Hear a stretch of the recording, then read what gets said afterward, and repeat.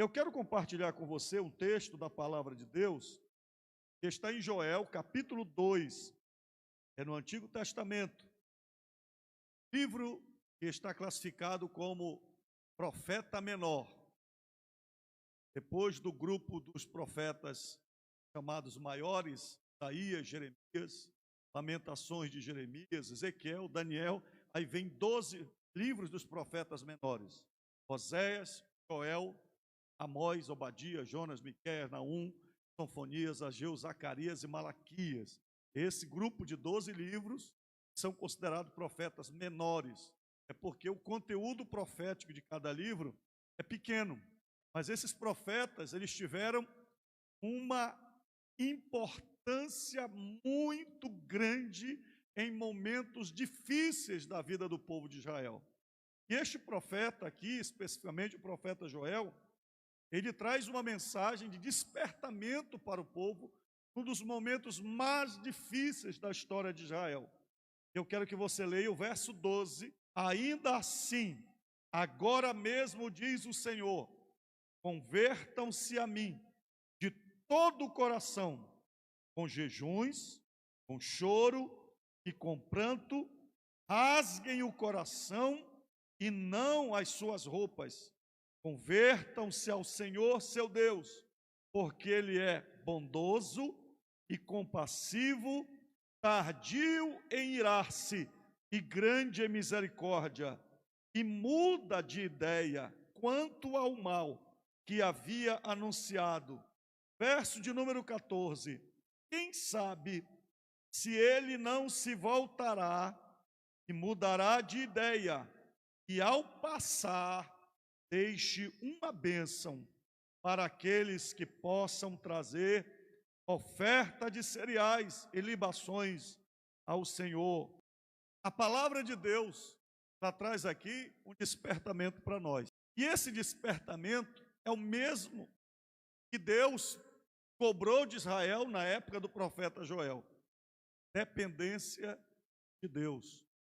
Uma coisa nós precisamos entender, que enquanto nós estivermos na terra, a nossa vida vai ter revezamentos entre momentos bons e momentos difíceis.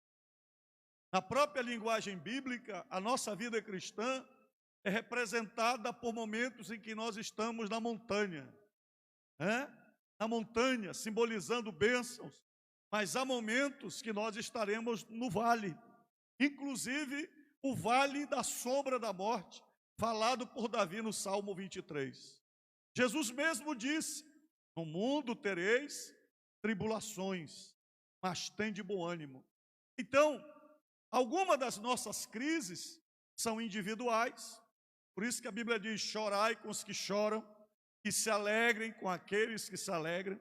Eu, como pastor da igreja, já tive dia de fazer sepultamento meio-dia, fazer um casamento às 6 horas da tarde e tive que ir para a festa de 15 anos, 10, 11 horas da noite. Eu e a minha esposa, no mesmo dia, chorar com os que choram e se alegrar com aqueles que estão festejando alguma coisa. Eu, como pastor de igreja. Então, a nossa vida, há momentos em que um está sofrendo, mas há momentos em que o sofrimento é coletivo, como esse que está acontecendo aqui no Brasil.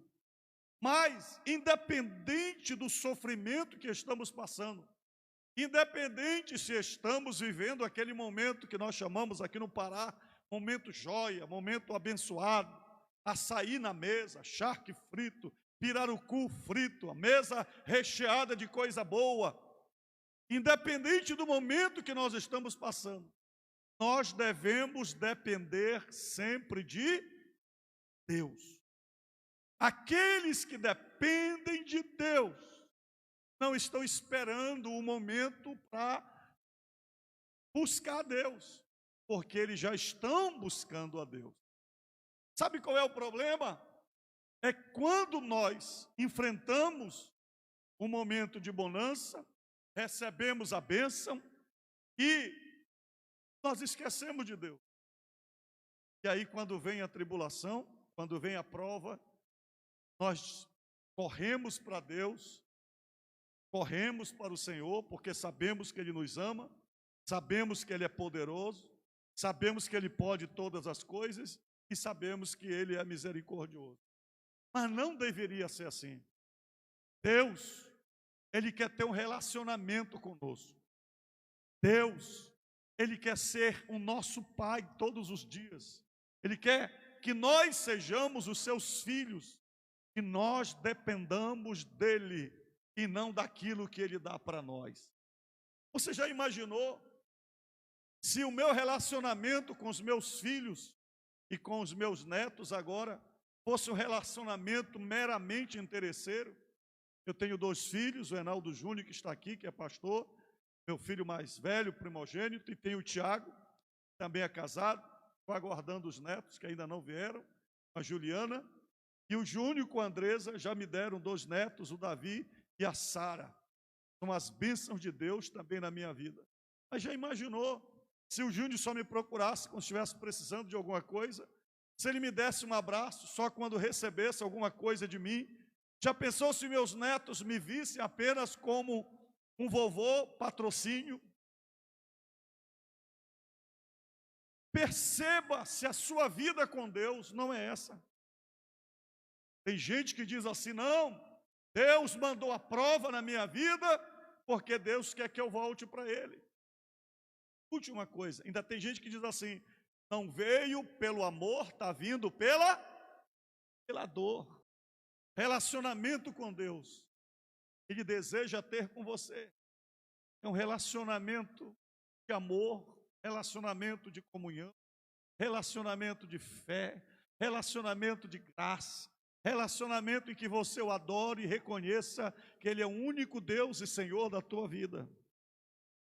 Mas Israel, a nação de Israel, o povo de Deus, os descendentes de Abraão, esqueceram de tudo isso em vários momentos da sua vida.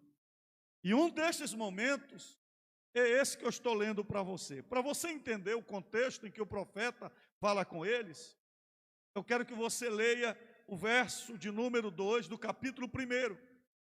Os teólogos discutem qual foi o momento em que Deus levantou o profeta Joel.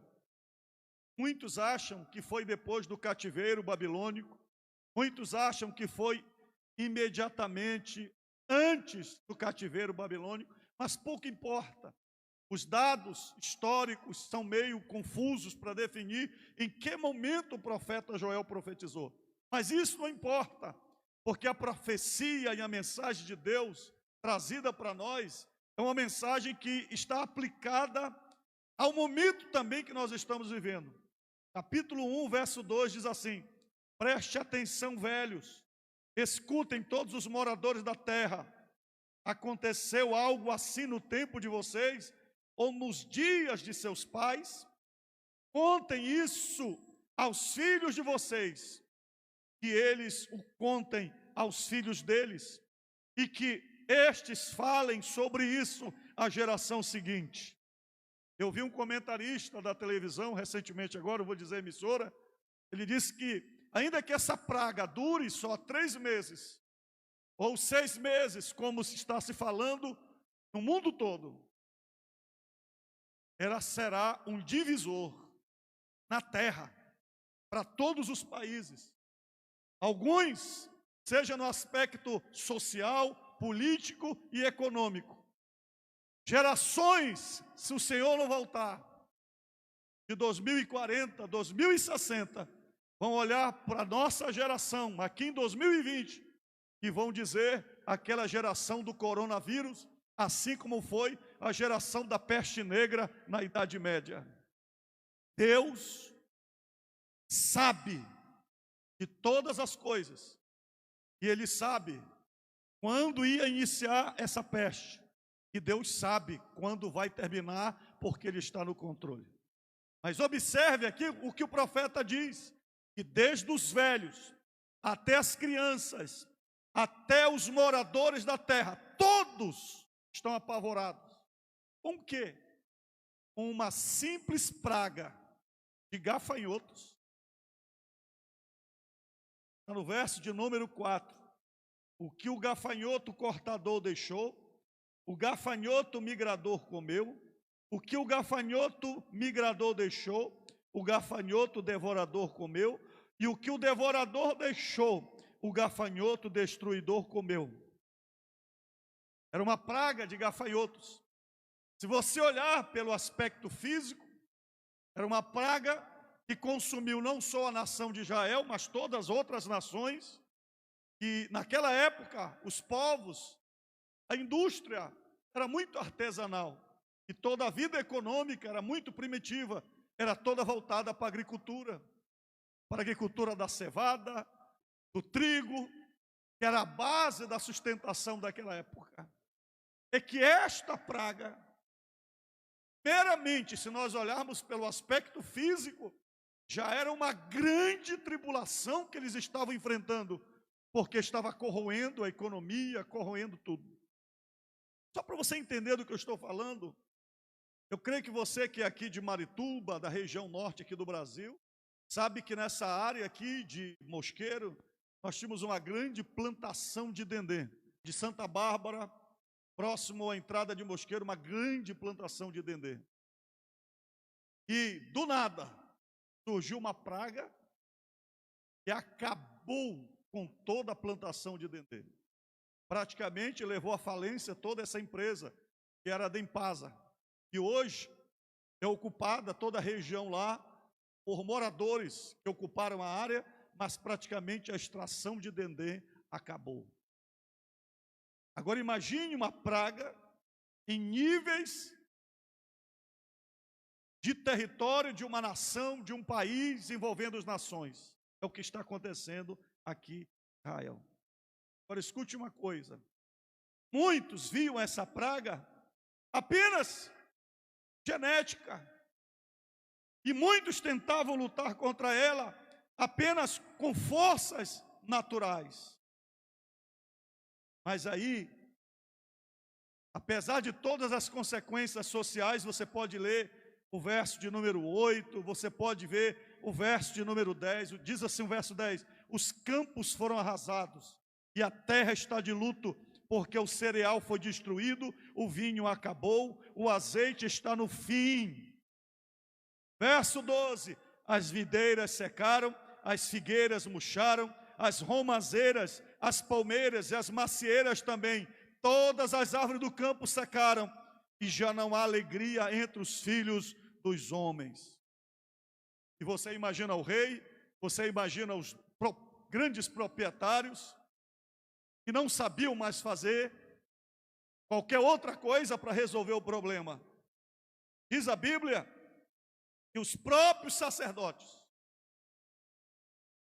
através das suas orações, dos seus sacrifícios, chegaram ao extremo. Se você ler o verso de número 13, diz assim, sacerdotes, vistam roupa feita de pano de saco e plantei. Ministro do altar lamentem, ministro do meu Deus venham e passem a noite vestidos de pano de saco, porque no templo do seu Deus não há mais oferta de cereais e libações. Isto é, os gafanhotos devoraram quase que tudo, que nem as ofertas que eram para oferecerem a Deus, as ofertas de manjares, os sacrifícios, já não eram mais realizados na casa de Deus, porque aquela praga devastou tudo. E assim como hoje, eu creio que dentro das limitações técnicas daquela época, eles estavam buscando uma solução desesperados. O profeta é levantado por Deus para dizer que aquela praga era uma praga com a permissão de Deus para um propósito. E qual é o propósito? Para que o povo voltasse para Deus, para que o povo voltasse a depender de Deus. Sabe, queridos, eu não sou um pastor fatalista e nem quero dizer para vocês que há uma causa específica porque Deus está permitindo isso que está acontecendo na nossa nação. Nem sei se eu vou ser alcançado por esse vírus, mas eu vou dizer uma coisa para vocês. Deus, Ele está usando esta epidemia, esta praga, em todas as nações, para que a terra aprenda uma coisa: que Ele está no comando, que Ele está no controle e que Ele é Deus, Ele é Senhor. É por isso que, além de todas as recomendações que nós podemos fazer, a Organização Mundial da Saúde, nosso ministro da Saúde, com o presidente, os secretários de saúde, todos os profissionais da saúde, com as recomendações, isolamento social, a proteção dos idosos acima de 60 anos, segundo as informações, é o grupo que mais é vulnerável à doença do coronavírus, grupo de risco como os diabéticos, aqueles que têm um problema cardíaco, problema respiratório. Mas vou dizer uma coisa para vocês: Deus está esperando de nós qual é o nosso grau de dependência dEle. Deus está olhando a nossa misericórdia. Eu tenho visto gente dizer assim: graças a Deus que é os idosos, eu estou protegido. Deus está avaliando muitas coisas nessa história toda. Irmãos que já estão desempregados, irmãos que estão com falta de pão, de comida. Pastor André pediu há pouco aqui, quem tiver 1 quilo de alimento, quem puder dividir a sua compra. A Bíblia diz que aquele que não ouve o clamor do pobre também clamará e não será ouvido. Deus está analisando o nosso grau de dependência dele. E neste momento, Deus está olhando a nossa fé. Porque os mais alarmados, eu percebo em alguns momentos, são os crentes. Eu percebo pessoas incrédulas, consideradas ateus, que estão mais tranquilos do que muitos crentes. Com coração misericordioso, como muitos, mais do que muitos crentes. Porque esta hora não é hora de julgamento. Nesta hora não é hora de nós sabermos quem está melhor, quem está pior. Porque aos olhos de Deus, nenhum de nós presta. Porque nós temos uma tendência de avaliar o pecado dos outros, que nós conseguimos ver, e a gente diz: não, ele merece porque ele faz isso e ele faz aquilo. Mas o olhar de Deus é diferente do nosso.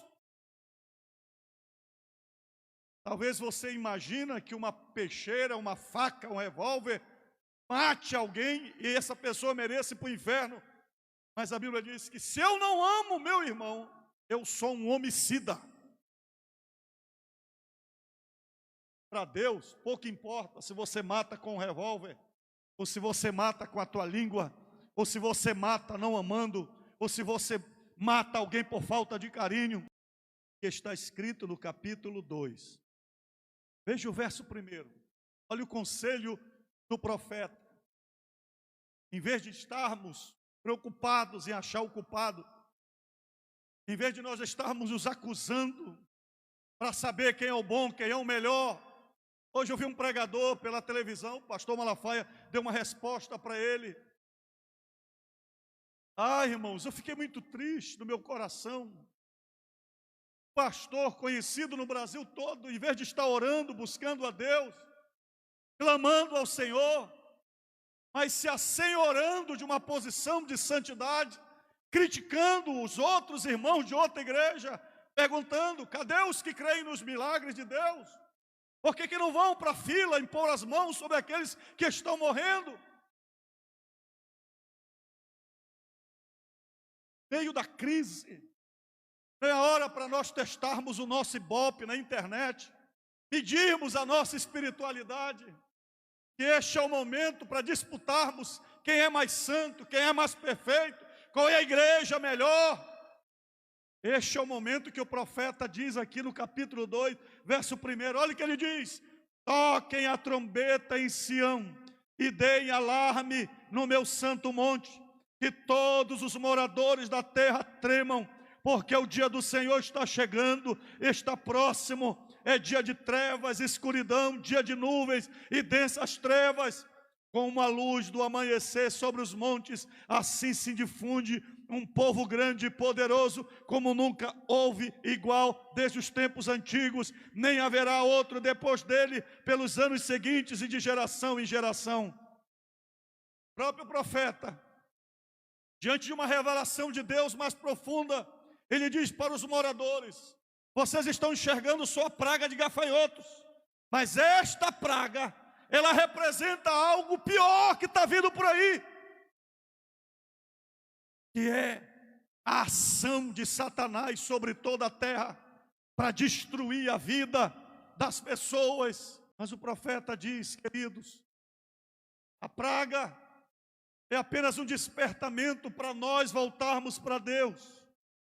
E no capítulo 2, verso 12, é o texto que nós lemos. Não é a hora de eu medir a minha vida espiritual com você. Não é a hora de eu dizer que se eu sou melhor do que você. Mas é a hora de nós nos prostrarmos diante de Deus. E Ele diz: convertam-se a mim de todo o coração. Ore e jejue. Nós estamos nessa campanha de oração e jejum. Eu recebo várias mensagens. Eu recebo elogios. Parabéns, pastor, o senhor está orando, eu estou lhe acompanhando. Mas eu recebo, você sabia que eu recebo várias mensagens? Eu recebi uma, dizendo assim: o senhor está orando, né? Quando acabar essa crise, o senhor vai dizer que a crise acabou por causa dos seus 40 dias de oração e jejum. Como é que uma pessoa tem uma mente tão doente, tão enferma, que em vez de estar buscando a presença de Deus, para buscar a vitória do Senhor? Sabe, meus irmãos, nesse momento de crise, Deus está levantando médicos, Deus vai usar o ministro da Economia, Deus vai usar o presidente Bolsonaro, Deus vai usar, porque os instrumentos de Deus nesta hora que Ele vai usar são diversos.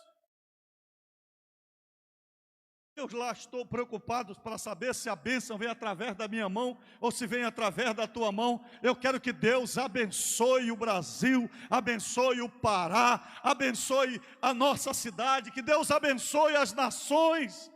E o texto diz: rasguem o coração e não as suas roupas, porque era comum nos tempos antigos, quando as pessoas enfrentavam momentos difíceis, a primeira coisa que elas faziam era demonstrar externamente a outras pessoas que elas estavam arrependidas. Então elas rasgavam as roupas, as suas túnicas, e colocavam cinzas sobre a cabeça, e elas então vestiam-se de pano de linho, que é chamado de pano de saco, e elas se cobriam, tiravam as roupas glamorosas para demonstrar a sua humildade. Mas Deus está dizendo: eu não estou preocupado com a aparência, eu não estou preocupado com a roupa de vocês, eu não estou preocupado com o cabelo de vocês, eu estou olhando para dentro de vocês. Rasguem o coração e não as suas vestes. Toda a bênção de Deus na nossa vida não está relacionada com aquilo que nós somos, porque se esperamos alguma coisa de Deus baseada nos nossos méritos, nós estamos, na linguagem paraense, lascados. Mas por que nós oramos? Porque o texto diz: porque Ele é bondoso e compassivo, tardio em irás, grande misericórdia. E aí, eu gosto do que o profeta aplica numa linguagem dizendo: ele muda de ideia quanto ao mal que havia anunciado. E no verso 14 ele diz: quem sabe se ele não se voltará e mudará de ideia, e ao passar, deixe uma bênção para que vocês possam trazer ofertas e adore o seu nome de novo. O profeta está dizendo: Deus, vamos clamar, vamos chorar, vamos rasgar o nosso coração. Deus pode voltar, mudar de ideia, e Ele pode te abençoar. E Ele vai te dar a chance de você voltar à casa dEle para adorar e para glorificar o seu nome. Os nossos cultos estão limitados.